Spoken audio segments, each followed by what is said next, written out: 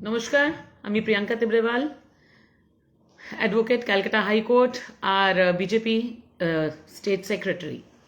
আজকে লাইভে আসার কারণ হইল যে গতকালকে আমরা শুনেছি যে অভিষেক ব্যানার্জি নাকি বলেছিলেন যে শেখ শাহজাহান ওনাকে ধরতে পারছেন না, পশ্চিমবঙ্গর পুলিশ তারা ব্যর্থ আছে, কেন কি একটা স্টে অর্ডার রয়েছে ক্যালকাটা হাইকোর্টের।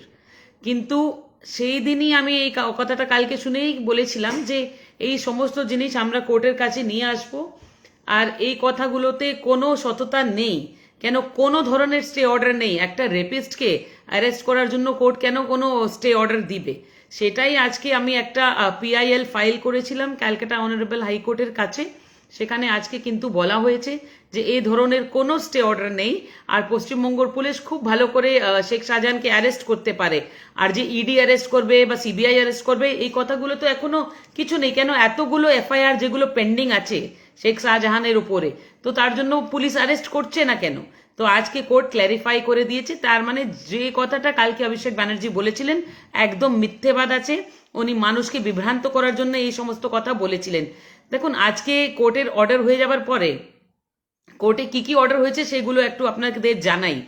সন্দেশখালীর মহিলাদের জন্য আমি আজকে কোর্টকে বলেছি কিন্তু যে আজকে সন্দেশখালীতে যে মহিলারা আছে তাদেরকে তো চারদিক থেকে 144 ধারা করে পুলিশ ঘিরে রেখেছে। তারা কারোর সঙ্গে সম্পর্ক করতে পারছে না, কথা বলতে পারছে না, কারোর সঙ্গে দেখা করতে পারছে না।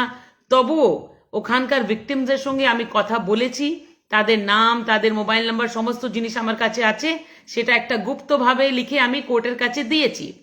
আর আগামী দিনে সেই শুনেই কিন্তু কোর্ট বলেছে যে আমি বলেছি কোর্টের সামনে যে যে পুলিশের উপরে অ্যালিগেশন আছে, যে ওখানে যে পুলিশ আজকে ক্যাম্প লাগাচ্ছে, আরে এই পুলিশ তো আগে মহিলাদের বলেছিল যে আজ থেকে শাহজাহানই তোমার হাজবেন্ড, আর তোমার যে হাজবেন্ড ছিল সেটা নেম সেকের জন্য আছে। তো এই পুলিশ কি করে তাদের অ্যালিগেশন নিতে পারে বা সেটাকে অ্যাড্রেস করতে পারে? এই পুলিশ ইনভেস্টিগেশন করতে পারে না। সেই জন্য কোর্টের কাছে বলা হয়েছে যে এরকম একটা প্ল্যাটফর্ম থাকার দরকার আছে যেখানে মহিলারা নিজের কমপ্লেনগুলো সেখানে গিয়ে কমপ্লেন উল্লেখ করতে পারেন, যাতে কোনো ভয় বা চাপ সৃষ্টি তাদের উপরে না করা হয়। অনারেবল কোর্ট কিন্তু এই কথাটা শুনেছেন। নেক্সট হিয়ারিং এ অনারেবল কোর্ট বলেছেন যে কোর্টের অফিসারদেরকে অ্যাপয়েন্ট করা হবে। অনারেবল কোর্টের মানে চোখের ভিতরে এই সমস্ত জিনিস হবে। কোর্ট থেকে অফিসার্স অ্যাপয়েন্ট করা হবে, তাদের কাছে তারা ক্যাম্প লাগাবে, সেখানে মহিলারা গিয়ে নিজের কমপ্লেন দিতে পারবে। আর ওদের আইডেন্টিটি মানে কারা কমপ্লেন দিচ্ছে বা কারা কথা বলছে এই কেউ জানতে পারবেন না। তো এই সমস্ত কমপ্লেন এখন আপনাদের সন্দেশখালীর মানুষদের আর ভয় নেই। কেন এই কমপ্লেনগুলো আপনারা ডিরেক্টলি কোর্টের অফিসার, অনারেবল হাইকোর্টের থেকে যে অফিসাররা আসবে তাদের কাছে আপনারা দিতে পারবেন। এটা হলো একটা জিনিস। সেকেন্ডলি, অনারেবল হাইকোর্টের কাছে আমাদের আর একটা প্রেয়ার আছে যে এই পুলিশ এই তদন্ত করতে পারে না, সেই জন্য আমরা সিবিআই যাঁচ চাই। এটা নিয়েও কথা বলা হয়েছে। নেক্সট আগামী যে শুনানি আছে সেটা নিয়ে ডিসকাশন হবে। আর একটা জিনিস বলি যে পুলিশ নাকি এখন এত বলছে যে ওরা মানে সমস্ত কমপ্লেন নিচ্ছে, মানুষের জমি ফেরত দিয়ে দিচ্ছে। আগে যদি ভালোভাবে কাজ করতেন তাহলে আজকে জমি ফেরত দেওয়ার নবত আসতো না। আর এইটা তো শুধু সন্দেশখালীতে না, আমি বলছি বর্ধমান বলুন, বীরভূম বলুন, সমস্ত জায়গাতে এই যে জমি কেড়ে নেবার যে কনসেপ্ট আছে টিএমসি নেতারা এরা করেছে। আমার কাছে একটা পুরো ডেটা আছে যেখানে 180 লোকের জমি, 180খানা মানুষের জমি জোর করে ময়নাতে নিয়ে সেখানে মাছের ভেড়ি তৈরি করার কাজ চলছে। আর সেখানকার পুলিশ ময়না পুলিশ স্টেশনের ভিতরে পড়ে, পুলিশ কিন্তু কিছু করছিল না, 144 দেখাচ্ছিল আমাকে। ওই সমস্ত এখন আমি অ্যাফিডেভিটের মাধ্যমে এই কোর্টের কাছে প্রেজেন্ট করছি।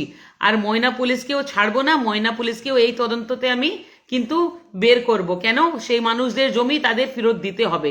আর শুধু তাই নয়, সেই কম্পেনসেশনও দিতে হবে। কেন? আপনারা তো নুনতে করে দিয়েছেন সেই জমিকে, সল্টি ওয়াটার করে দিয়েছেন, মাছের ভেড়ি বানিয়ে দিয়েছেন, তো মানুষ তো ওখানে আর চাষ করতে পারবে না। তো এই সমস্ত দুর্নীতি যেটা করেছেন, ভাববেন না যে আপনাদের কথা উঠবে না। আবার বলি, ময়নাতে এই জায়গাগুলো হয়েছিল, এই সমস্ত জিনিস আবার এইখানেই আমি কোর্টের কাছেও নিয়ে আসব। আর যেখানে যেখানে হয়েছে আমি আপনাদের সবাইকে বলতে চাই যে যেখানে যেখানে এই ধরনের দুর্নীতি হচ্ছে, এই জোর জবরদস্তি যাদের জমি নিয়ে নিচ্ছে, আপনারা কিন্তু আমাদের সমস্ত জেলাতে যে আমাদের অফিস আছে, বিজেপির অফিস আছে, সেখানে সমস্ত কাগজ কিন্তু আমাদের জেলা প্রেসিডেন্টদের কাছে জমা দিন। আপনাদের সব কাগজ নিয়ে কিন্তু আমরা এই কোর্টে জমা দিব। কেন, যে জেলাতে এই ধরনের ঘটনা হচ্ছে সমস্ত জিনিস কোর্টের কাছে নিয়ে আসার দরকার আছে। দেখুন, আমাদের যিনি প্রেসিডেন্ট আছেন সুকান্ত মজুমদার বলুন, আমাদের যে লিডার অফ অপোজিশন আছেন শুভেন্দু অধিকারী বলুন, এরা সবাই কিন্তু প্রস্তুত আছে আপনাদের এই লড়াই লড়ার জন্য। সেই জন্য আমাদের বিজেপি পার্টির মাধ্যমে হোক বা আমার অফিসে এসে হোক, যেখানে আপনাদের সুবিধা হয়, এই সমস্ত নথি আপনারা আমাদের দিন, আমরা কোর্টের সামনে নিয়ে যাব। এই ধরনের যে যে ঘটনা যেখানে যেখানে ঘটেছে সবকিছু আমাদের জানান। আর সন্দেশখালী মানুষকে আমি বলতে চাই যে দেখুন, আমি 2017 থেকে সন্দেশখালী মানুষের সঙ্গে কিন্তু যুক্ত আছি। সেখানে একটা 62 বয়সের মহিলার যখন একটা রেপ হয়েছিল, সেই গ্যাং রেপে আমি কিন্তু মামলা ফাইল করেছিলাম অনারেবল হাইকোর্টের কাছে। পরে ওনার মেয়ে, ওনার ছেলে ভয় পেয়ে ওরা কিন্তু গুন্ডারা ভয় দেখিয়ে তাদেরকে চুপ করে দিয়েছিল। আর যারা করেছিল তাদের শাস্তিও হয়নি। তো তখন থেকে এই লড়াই চলছে। 2019-এ যে মণ্ডলের খুন করলো ওখানে সন্দেশখালীর যে আমাদের ছিল, তো তিনটে মার্ডার হয়েছে। সমস্ত জিনিস আজকে কিন্তু ধরে আমরা কোর্টের সামনে নিয়ে এসেছি। ন্যায় অবশ্যই হবে। আপনারা এই কথাটা মনে রাখবেন যে আমরা কিন্তু সবসময় প্রস্তুত আছি লড়াই করার জন্য, আপনাদেরকে বাঁচিয়ে দেবার জন্য। আর সন্দেশখালীকে বলি, আর বেশি দিন নেই, মহিলাদেরকেও বলি, আমি এমনিতে ফোনে আপনাদের সবার সঙ্গে যোগাযোগে আছি। শীঘ্রই এই 144 144 ধারাকে সরিয়ে আমরা কিন্তু আপনাদের কাছে আসব, আপনাদের সঙ্গে দেখাও করব। শুধু তাই নয়, এই যে কালকে টিএমসি নেতারা আমি দেখলাম যে ওখানে ড্রামা করার জন্য গিয়েছিল সুজিত বাসু আর এই কি ভৌমিক, এই কথাটা আমরা কোর্টে বলেছি। কোর্ট কিন্তু পরিষ্কার বলে দিয়েছে যে 144 ধারা সবার জন্যই আছে। যদি আমাদের জন্য আছে আর অন্য কারোর জন্য আছে, তাহলে টিএমসি নেতাদের জন্যও আছে, তারাও যেতে পারবে না। তো যেখানে যেখানে এই এরা গিয়েছিল, এরা বলছে যে ওখানে 144 নেই। তো ঠিক আছে, 144 নেই তো যেখানে ওরা গিয়েছে সেখানে আমরাও চলে আসব। তো শীঘ্রই আপনাদের সঙ্গে দেখা হবে। আমার নাম্বার মোস্টলি সমস্ত জেলা প্রেসিডেন্টদের কাছে আছে। যাদের সে ধরনের ইস্যু হয়, আপনারা, আমি বলছি, বিজেপির জেলা প্রেসিডেন্টদের সঙ্গে যোগাযোগ করে আমার সঙ্গে যোগাযোগ করতে পারেন। আপনাদের লড়ার জন্য আমি প্রস্তুত আছি, সবসময় থাকবো। নমস্কার, ভারত মাতা কি জয়।